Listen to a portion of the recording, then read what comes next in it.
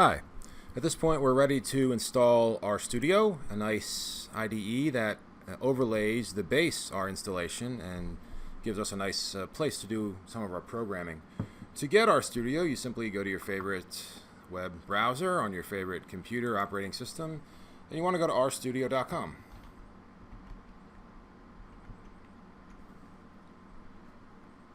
And that's pretty much it. You're going to see some ads for Shiny, the kind of the web front end application making package for R, but you want to go to the download RStudio link and you'll be asked to pick your version. You can get the RStudio desktop or server.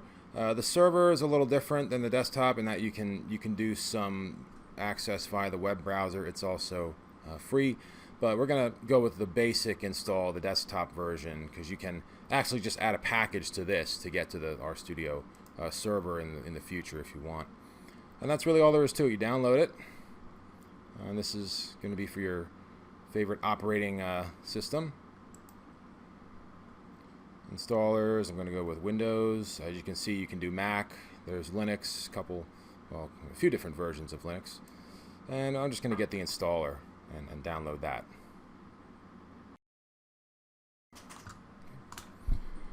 All right, and once that is downloaded, you can simply run that, and you'll get your typical installation wizard. And usually just the default options are going to be just fine for what we're doing. And that's pretty much it. You let that go and install on your system with the default options, and you have RStudio on your system. Thank you.